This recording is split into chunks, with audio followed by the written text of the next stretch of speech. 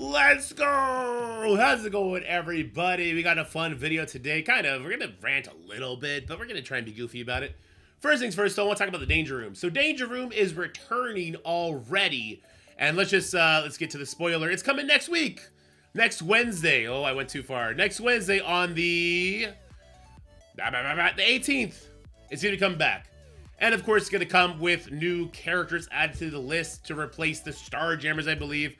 But there's more I want to talk about that was put in this blog. So, the Danger Room, back and with updates. The Danger Room is booting up again. Prepare for another round of thrilling action that'll put your skills and savvy to the test. If you haven't already, make sure you check out our recent Danger Room fact blog that answered popular questions and concerns asked by the community.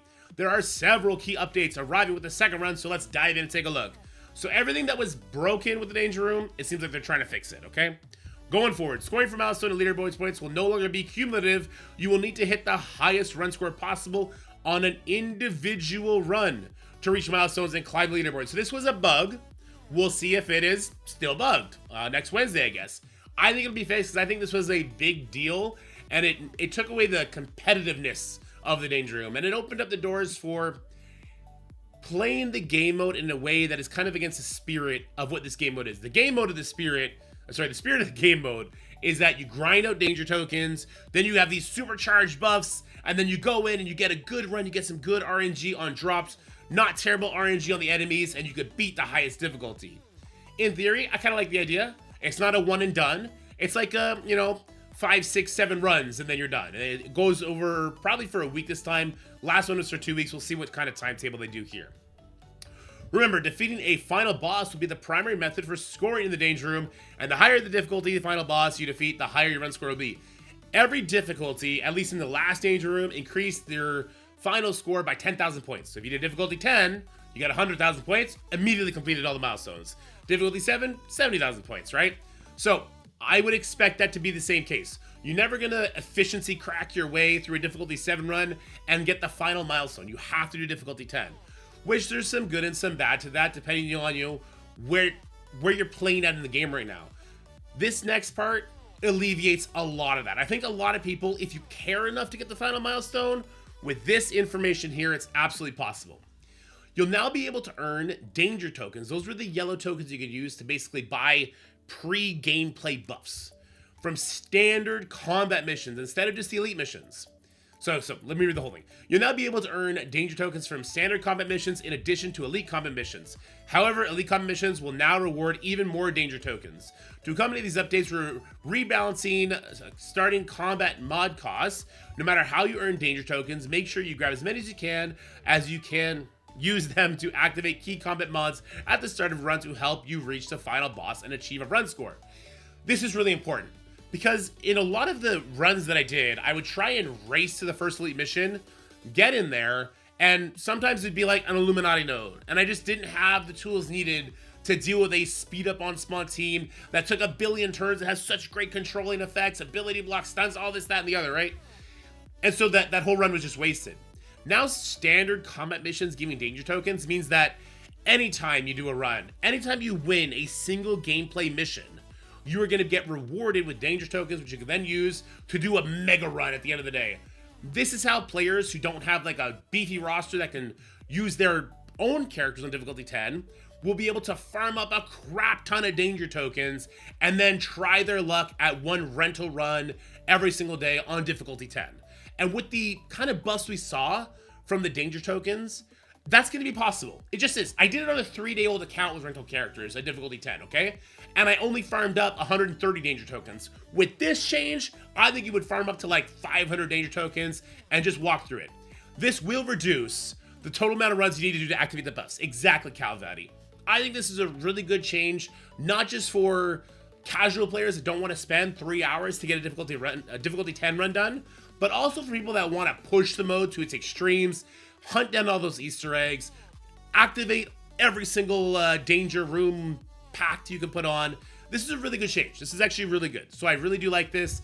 It does come at the cost of rental tokens. So let's jump down here though. Your rental tokens will no longer refresh after each run. This was happening in the first danger room, but it's not happening anymore. You will only get to use rental tokens 5 each day, okay? Oh, wait, no, they did raise it. Okay, this was a suggestion I made. Okay, during this next run. However, we want all of you to have enough rental tokens each day to play with new team's characters. So we're raising the rental token max from 5 to 10. This is great. Okay, they're taking all the feedback, and they're actually implementing it in amazing ways, in my opinion. These developers, can I do this? The kids do this. W! 2 L's, W! Scopely takes 1 L. They take another L. These 2 developers, W! Okay, enough cringe, all right? This is good. So now every single day, you can, say you're a 60-day account, and you can only do difficulty 4 with your characters. Don't use rental tokens. Do difficulty 4. Farm up a bunch of danger tokens. Once you have 3, 4, 500 danger tokens, go to difficulty 10, try and rent out characters. Content creators like myself, Dulo, Mobile Gamer, Value Find, whatever, we're going to have guides out this time around because it's going to matter so much more on which teams are going to be the best for a difficulty 10 run. So this is really good. Now we're going to have 2 shots every single day to use an entirely rental team. I like that. That's really good. Okay. Hey, shout out to developers for raising it from 5 to 10. Good. All right, let's go back up to characters here. So obviously the Danger Room is Danger Room 2. So throughout your run, you'll still be able to choose from 3 teams of characters along with several free agents. This time, the free agents will be accompanied by 0 cost starting mods to make them strong enough to choose right from the start, and we might have thrown in a few fun mods to pick during your run if you choose any of the free agents. Here's a list of characters available for your second run. So basically, there's going to be a bunch of 0 danger token costing packs that'll probably buff the Accursed team. That would be my guess, but it's going to be buffing the Accursed team because they're really fucking bad when they don't have Crucible rules active, okay? So I would highly suspect there's going to be some crazy packs that cost 0, so you could use the Accursed right out the gate. This doesn't mean you should expect those packs to carry you through difficulty 10 with the Accursed team. And we'll see if they do it for the free agents, which look really fun. So, we got Vigilantes, we got Thunderbolts, we got Accursed, then we have the free agents, Iron Patriot, Ghost Rider, Blade, Blade's a fun one, Elsa Bloodstone, Yelena, and Red Guardian. So clearly, we're going to get a super fun combination, 3-piece combination with Ghost Rider, Blade, and Elsa Bloodstone. And then, Iron Patriot, Yelena, and Red Guardian joining the Thunderbolts team. This screams fun. I'm excited about this. I wish Yelena got the rework. I will not settle for Yelena only being used in a Danger Room one-off, but it's better than nothing. So I will definitely be enjoying renting Yelena. I will not build up my own Yelena. I will enjoy renting Yelena on difficulty 10 and seeing what sort of mad scientist packs the developers have come up with. Shout out to Jose and to Hercules. All right, then we got some bug fixes to go over. We put on our size 10 Sentinel boots and squashed many of the pesky bugs that were scurrying around the Danger Room for the first run, and we have even more fixes on the way for the following run as well. Thank you again to everyone who played and provided feedback for the first run of Danger Room. We'll have more updates coming in future runs from now. Prepare the above teams for the ultimate field test, the Danger Room, which again is going to be starting on the 18th. Steven says, this part I'm unhappy about. I wanted more of Yelena and Red Guardian. The Danger Room only stopped teasing me. Yeah, I'm with you, Steve. I'm with you. Let's get it's not too late. It's not, look, Thunderbolts team are so bad. Everyone's clowning on them. It's not too late. Give them a Sinister Six style rework. Let's get a rework on Yelena and Red Guardian. Let's make a war team out of them. Let's make an honest to goodness war team out of them, all right? Give Hyperion some sort of synergy with the Eternals and let people pretend that that is a thing that they can actually do. All right, that's it for that blog. Kind of a W blog, so I guess didn't rant much on that. I'm really happy they increased the rental tokens. But let's talk about Battle World. Super contrasting game modes, right? We had Battle World, which was in, I have no idea how long it was in development for. I think it was up to 2 years, a year and a half, 2 years, something like that. And then we had Danger Room, which was in development for like 5 months. Danger Room, not everyone's cup of tea, but from what I was communicated through with the community, is that people enjoyed it. And the people who didn't enjoy it, they can at least see it for what it could be fun. They're like, it's not my cup of tea, but I get why people are having fun with it. Battle World, especially now, is this. It's Auto World, right? So, we've seen that developers can make some big changes quickly. Look at the turnaround on Danger Room, right? They're going to fix the bugs. They've already activated new packs. They're already changing the characters that are going to be into it. We need to see that same sort of effort and that same sort of not hesitation, that same sort of eagerness to make the changes to Battle World that it needs to be fun, right? Because we do get Battle World once a month, but that's not going to come in this Battle World. You're not going to see those changes in the null battle world because we're nearing the end of that, right? In September, which is what, 3 months away now? 2 months? I don't know, 2 months away now. They've already told us the next battle is coming. It's already been heavily insinuated that it's going to be Sentry, which makes sense because why on earth wouldn't he have been put into the Thunderbolts team? They need to be braver with the next battle world. They've shown that they can change things after the fact. Like we've seen new tags join in on the battle world, right? They need to be braver, more bold with what we are going to be playing come battle world. I've been saying this for a very long time. We had glimpses of it in the Hunger and Thirst event, in the Vampire node, which I guess is going to be in tomorrow's zone of battle world. Gameplay mechanics, first of all, they need to be infinite. This three-way bullshit, this needs to go away, right? You know what? If they can't do infinite because of game constraints, it needs to go up to 10 or 11 or 12, and waves like 7 through 12 should just not be possible, right? It should start where with the characters we currently have, we can get up to like 4.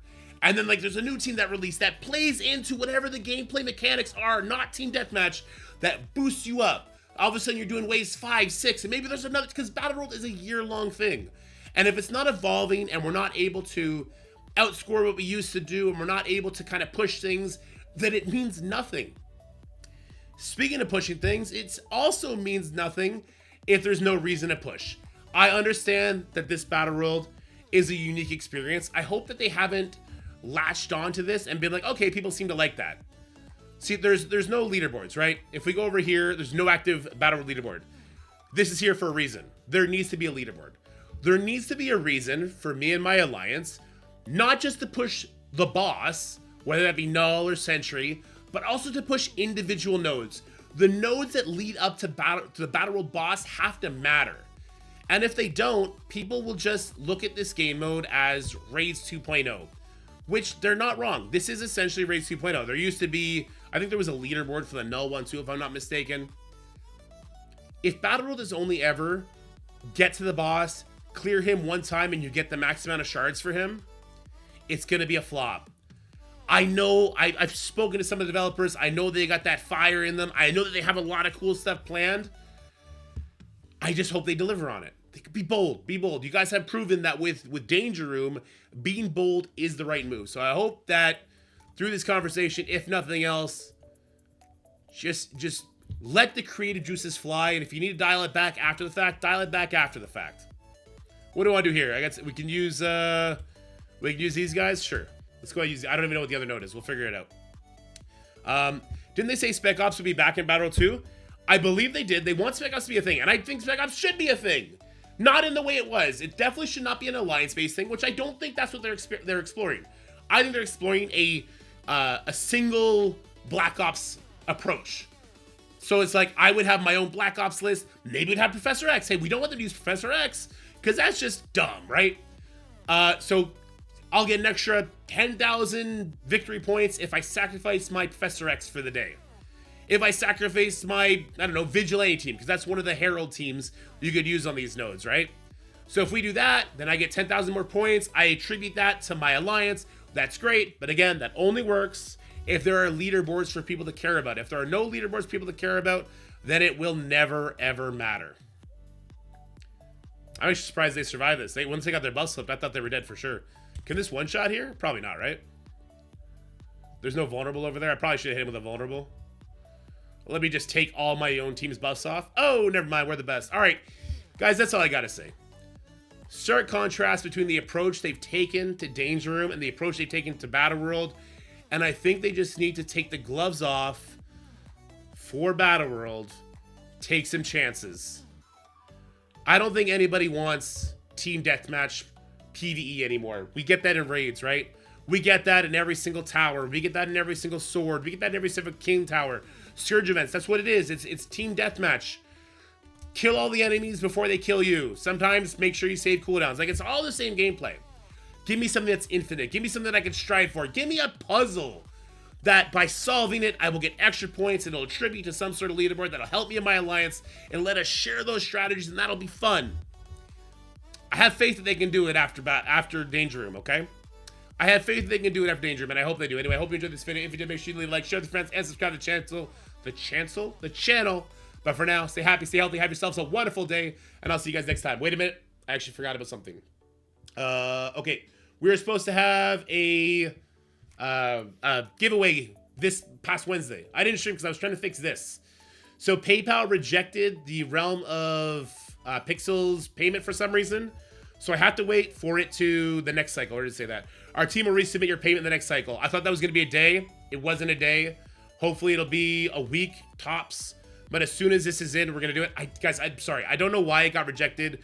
The Marvel Strike Force sponsorship went right in. I have no idea why this happened. Pretty dumb. Anyway, I'll keep you guys informed on that.